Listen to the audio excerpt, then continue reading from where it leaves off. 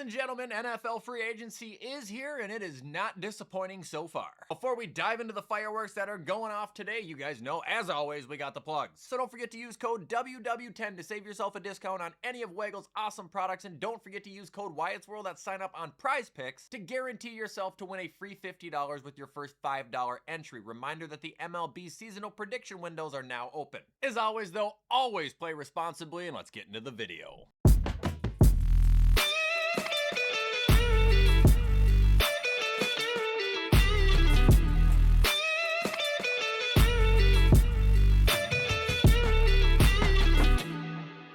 Okay, so we are just going to be sitting on Adam Schefter's page, and we are going to be going from where he started this morning to where he currently ends. It's 1 p.m. in the afternoon right now, and deals are rolling out by the minutes. We got more crap to cover than a porta potty during a 4th of July parade. So starting off, we have Minkah Fitzpatrick to the New York Jets in exchange for the 2026 7th round pick from the Chargers. The Jets will sign Fitzpatrick to a 3-year, $40 million deal. If I was him, I'd retire. I know he's not, the best he ever was anymore, but shit. And you're going to the Jets?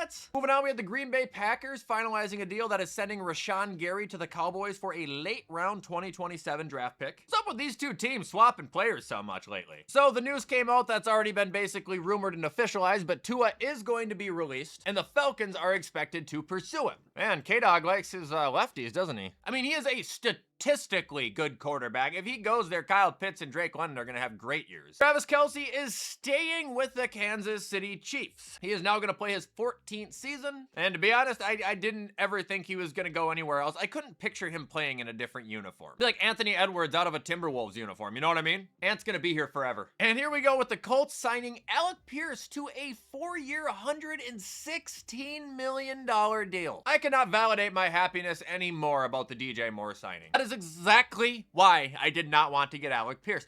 He's not worth that money. Hell, we can even make a deal about Alec Pierce of some sort. Now, I know I've been really bad on my deals. I'll be honest, the Seattle trip, that's happening, and it's looking like August. Detroit and Atlanta, I might be a piece of shit for those ones. I don't know when or if I can do those. But if Alec Pierce can get 1,000 yards and 75 receptions this year, I'll hang him on the wall. Here's one that kind of sucks. Kenneth Walker is going to Kansas City. Can't blame him, and like I said, money talks. He is getting paid. It's like 3 years, $43 million or something. We have Cade Otton returning to Tampa Bay, underrated, underappreciated tight end in the league. Jalen Watson will be going to the Rams to join Trent McDuffie on a 3-year deal. Laramie Tunsil has been extended on a 2-year, $60 million contract. Michael Pittman has been traded to the Steelers. I think this one, that's why Alec Pierce should be able to get 75 receptions, right? Just lost a guy that was taking away a lot of his receptions. Should be no problem. But I also think that this is a great addition for Pittsburgh. Like I said in a previous video here, Michael Pittman's a fucking workhorse, man. He's an Adam Thielen. That's the best way I like to put it. I think he is just a fucking grinder. Also, having him as a number 2 or probably a number 1 alongside DK, can't tell me that's not a massive upgrade, especially with Calvin Austin still being there. Which I'm not a huge Calvin Austin guy, but he's definitely an asset. Steelers got better from that without a doubt.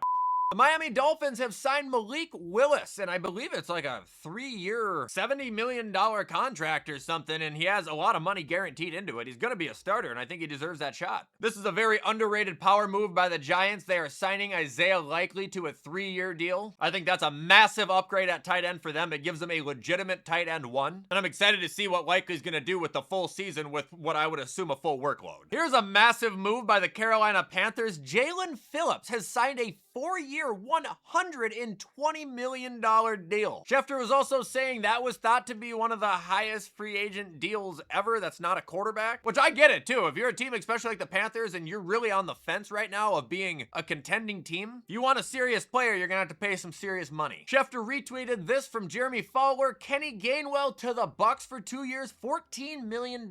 While a good addition to the team, what does that mean for Bucky Kentucky Irving? Kobe Bryant, rest in peace, has agreed to a 3-year, $40 million deal with the Bears. And like Schefter said, damn, dude, yeah.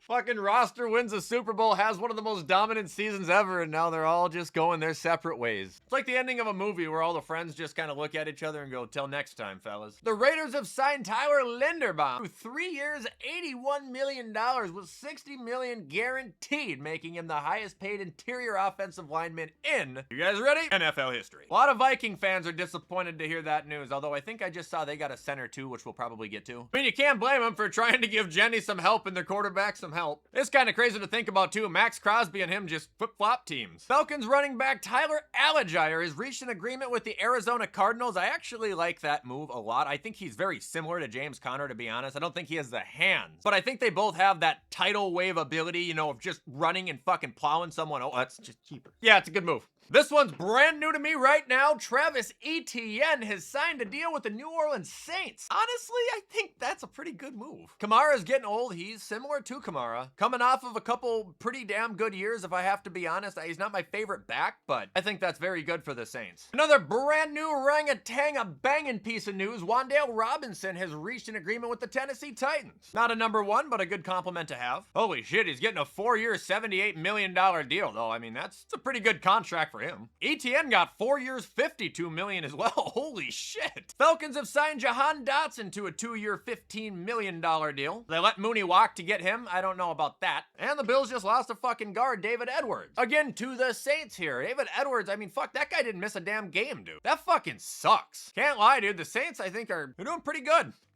Uh-oh, did you guys see that refresh live? Jalen Naylor on a 3-year, $35 million deal to the Raiders. I mean, for just over $10 million a year, I guess that's kind of like the Josh Palmer one, to be honest, and I would rather have Jalen Naylor than Josh fucking Palmer, so that's off to the Raiders.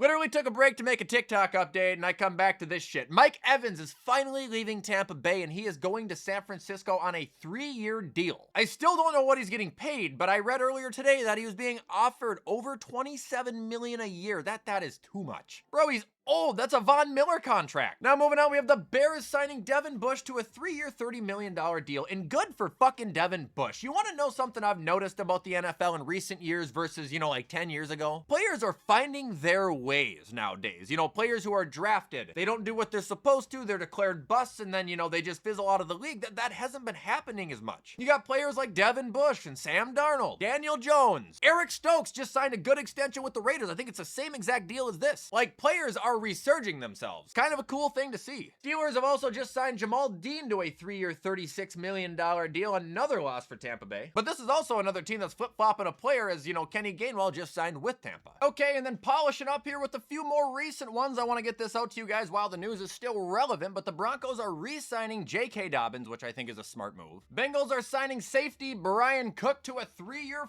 $40 million deal. Holy shit, the Chiefs defense is just leaving. And then another signing that I think is quite good for the Giants. They have picked up Tremaine Edmonds on a 3-year, $36 million deal. I was kind of hoping he'd come back to Buffalo. It's another hard worker. I just think he's a good player. He's a reliable player for the most part, I should say. I think the Giants have gotten a lot better today. I really do. And that is going to be it, guys, for today's free agency reaction video. I know there's going to be 6.7 trillion other things that come out by the time this video even airs, but I want to try and stay on top of it as much as I can. Like I said, I'm uploading on TikTok like pretty much every couple hours right now to just try and keep people updated. Anyway, if you guys enjoyed this video, as always, please show support. You know I appreciate it, and let me know what you think the biggest wins and losses of free agency are so far. However, in the meantime, I'm going to get this whipped up so you guys can watch it on time. I hope everybody has a fantastic rest of their Monday, and I will see you in the next video.